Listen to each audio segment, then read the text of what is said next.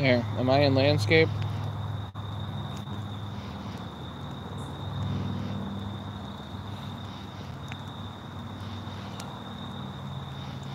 We're live, but I only have a little bit of battery left. Nobody's here yet. Just waiting for people to show up.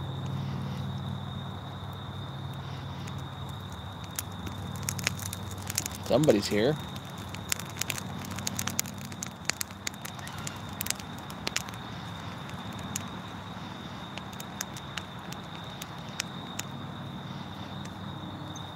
Alright, so let's see if I can find the chat here.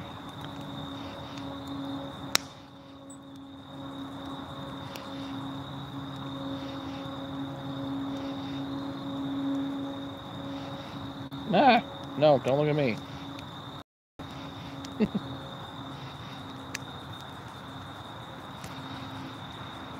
Hey, Dave.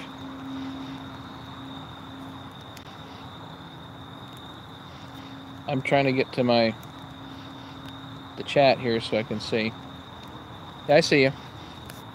Don't know who else is here. Who else is here? I see you. Can you hear me? How's my signal? Yeah, I know you're here. There we go. Okay. Live chat. But how do I chat? Oh, you hear me? Okay, good. Anybody else here? 2 people, I see.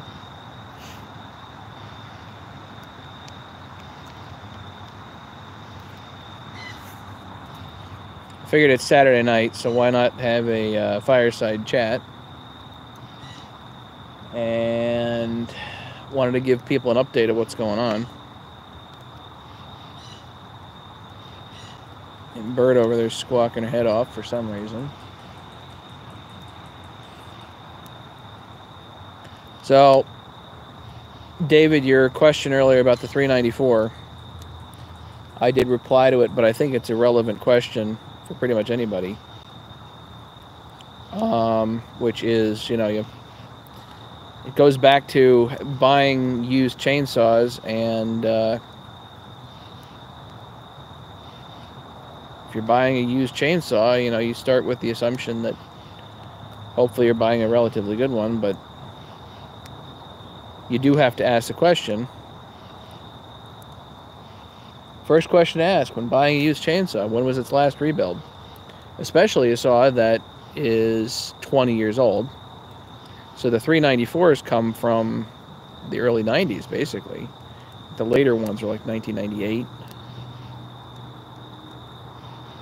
Yeah, and then I think the 395 took over, but I don't know when. I'm definitely not an expert on the timing of all that. So anyway, a lot of these come from a bit ago, and they've lived some of the saws have lived a very hard life. And, I really think that the first question's got to be asked, when was this last rebuilt? Has this been rebuilt before? I mean, if I don't know, then on a 20-year-old saw looks like it's been dragged behind a truck. Yeah, if you're in logging country, the saws have been beat. They've been beat up. So what happens with the saws that are beat up is that they're also missing stuff. They're missing the little parts. So, a decompression valve is like $12, and the AV mounts are a few bucks here and there, and the screws that they might be missing, like those dang limiter screws, those are a couple of bucks. And every time, if you're trying to make a complete saw, it starts adding up really quick. It's amazing how that stuff adds up. So if they want top dollar for it, forget it. It's one you got to price out the saw as if it's in good mechanical condition, good cosmetic condition, and then you figure out what it'll take to get the saw that's in its existing condition. Figure out what it takes to get it there. It's going to be $200, $300, $400 an hour's worth of work. Then just do the math on what cost you. And if somebody doesn't want to come down on their price, walk away. You know, it's hard for me to do. I have a hard time walking away. Hey, Josh, how are you? So I figured there's, oh, shoot, 9 people here. Okay. Now down to 8. I figured I'd have a quick informal fireside chat. I don't know when my battery's going to give out on my phone, so if anybody wants to ask any questions, you can go for it. Thanks, Bob. Yeah, so if you guys want to go for questions or whatever, I'm happy to answer them, but I figured I'd let people know. So I want to talk about the tools for a second because this is relevant. What a pain. So I talked to a guy out in Indiana who is on Arborist site or OP, I forget. Anyway, he seems to think he can do the job, but unfortunately I haven't heard from him in a bit, and he was having health trouble the last time I talked to him. So, and I mentioned that a bit ago.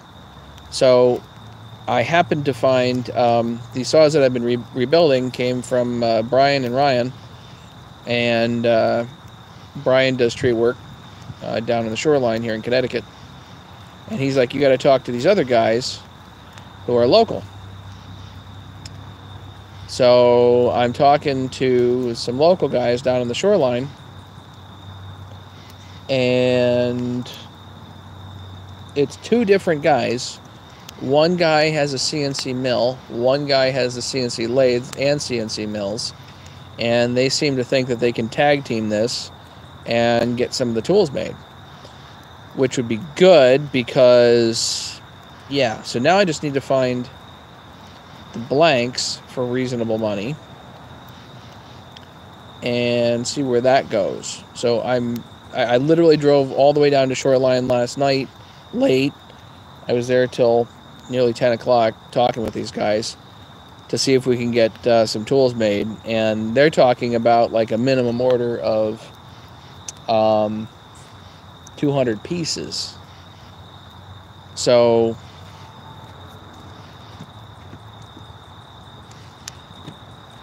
my neighbor just showed up, and I'm doing a live stream. Just so you know, we're live. So anyway, yeah, so minimum order of 200 pieces. If I do go through with this, I'm going to have hopefully plenty of stock. But I'm going to start, asking you guys. We got to start getting people to pony up some money. So, if anybody has any questions, anything, fire away. Go for it. Can everybody hear me okay?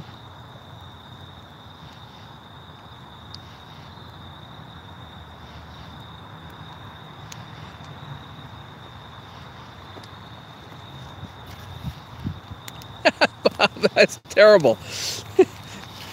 So somebody else got it to run perfectly?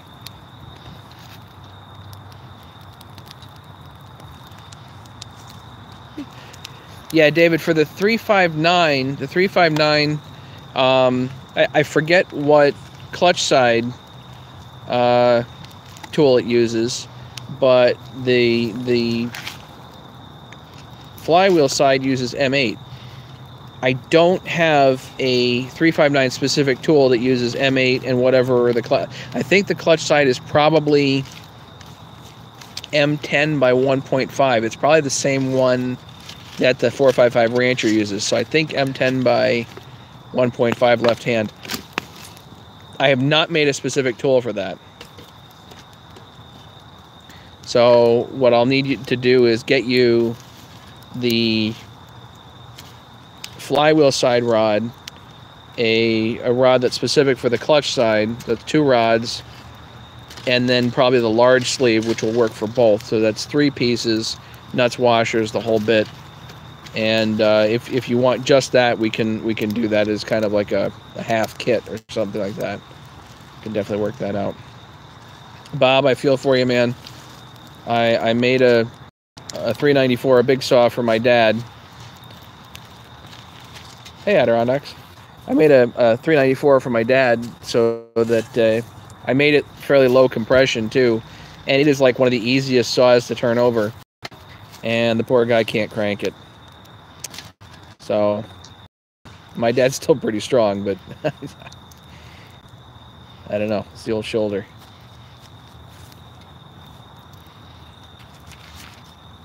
Any other questions, comments, anything, guys? Before my battery gives out?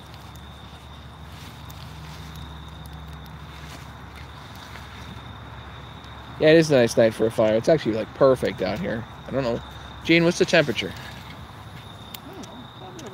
Mid 60s? Yeah, it seems almost as warm as this afternoon, so I would say probably 60. Mid 60s. Mid 60s, light breeze.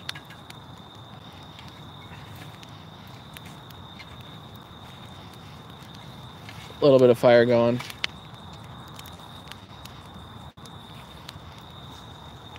Gonna build a little one this winter. What do you recommend? I like my 350s, Bob. I do. The steel 360 should do it for you, but if you can't crank it, I mean, you know, another thing to do, you know, is lower the compression a little bit. Nothing wrong with doing that. If you can't get something to turn over and you want it to turn over, so lower the compression or just get a smaller saw. Get a bigger handle, get a smaller saw. I don't know. But I do like my Husky 350s, but they are fairly particular as to putting them together. Things do happen, so you got to make sure everything's just right as they go back together. And once you get them together, they run like magic.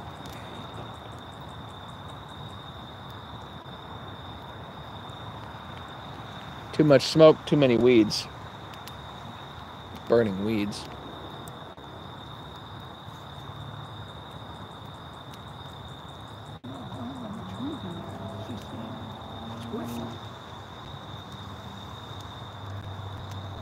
Long live the 350s. Yeah,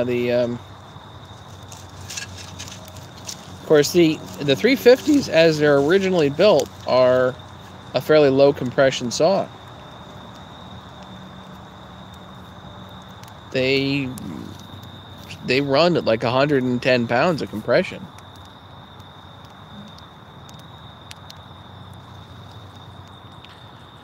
Oh, while we're out here, what I did want to mention is to the guys down in Jamestown that are having their get-together.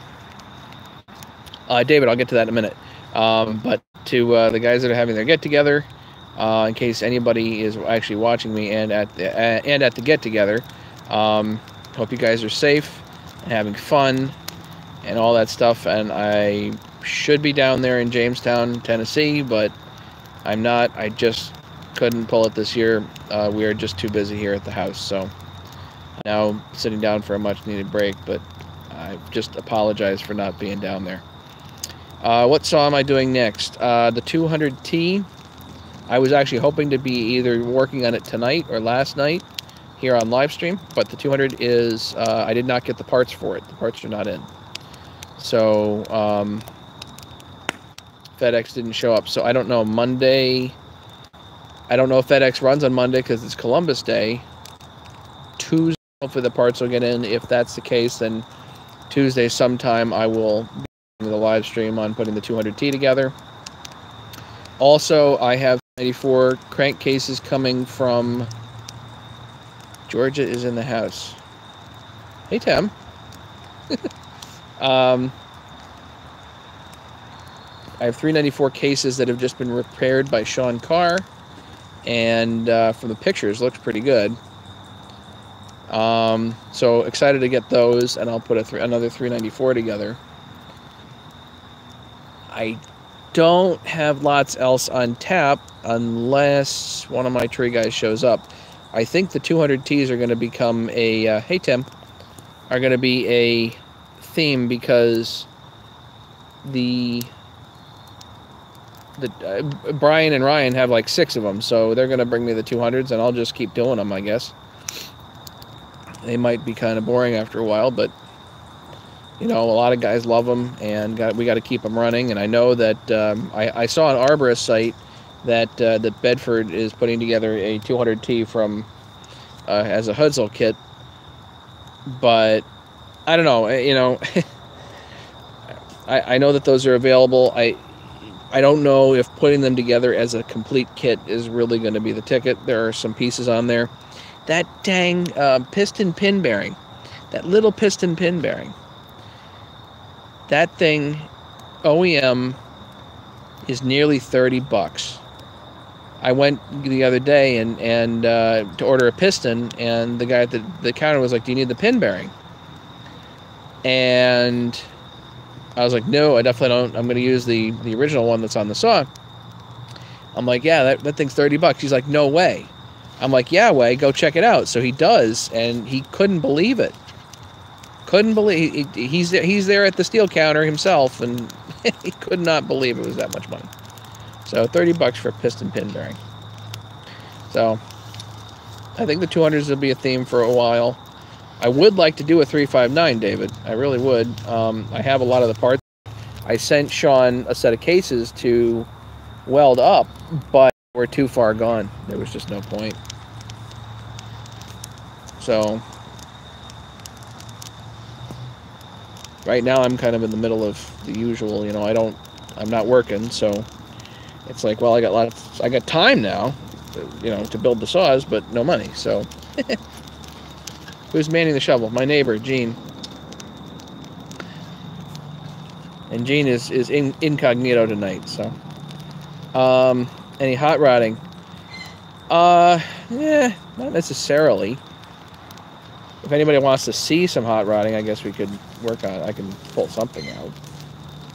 If somebody wants to see some porting or whatever on live stream, I guess I could work on some of that. The 394 I'm going to be working on is really going to be for milling. So I guess we could fiddle with that a little bit.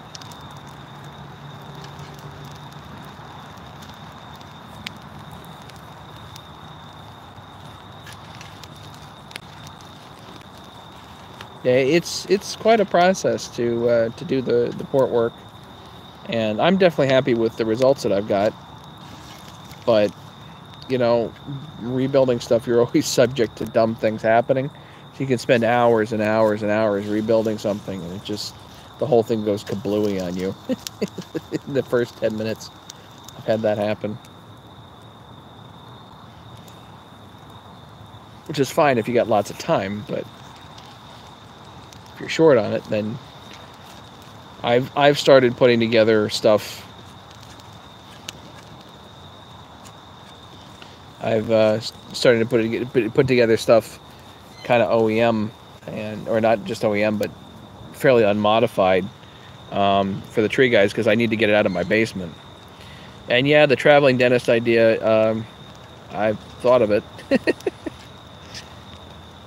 But it takes a lot of money to set up an office like that. Pretty much any office you set up, a dental office, is going to be $500,000. That's, you know, where am I going to travel to and from? People around here, dentists around here, are pretty, you know, protective of their patients, as they should be. It's not like I can just wander around and get anybody off the street and then charge them $1 bajillion or whatever, you know. Just, I don't know. I've thought of being the chronically on-call dentist. That's a thought. But I don't know how that works if there's insurance involved. So it's just, what about a pop-up piston and no bass gasket? Well, what do you... Traveling the country for RV parks? Okay, so there's two issues here. The RV parks is interesting. I guess you can go around. We don't have a lot of RV parks in Connecticut. I guess we have some, but I guess you could go around to the RV parks and see if anybody needs a tooth pulled.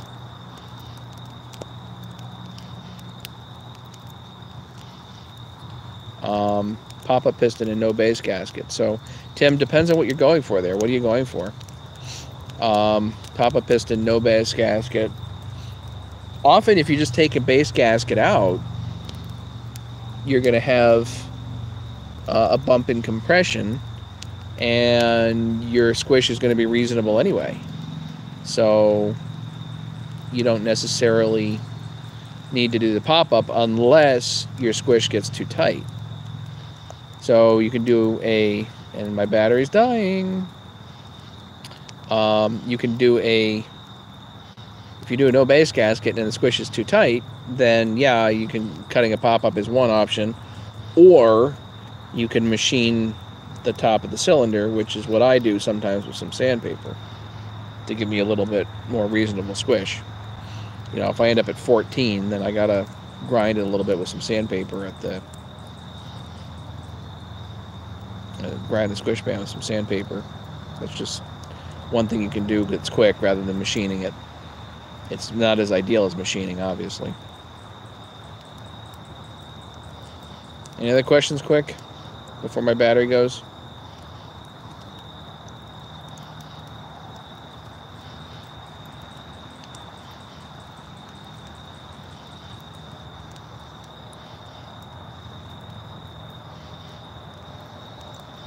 Thanks for visiting, Bob. I'm going to end the live stream. Thanks, guys, for Fireside chatting with me, and we will indeed do this again. Hopefully, when I have more battery. Sorry about that. Okay, guys, enjoy your evening. Thanks for coming around. If anybody has any questions, you can always email me.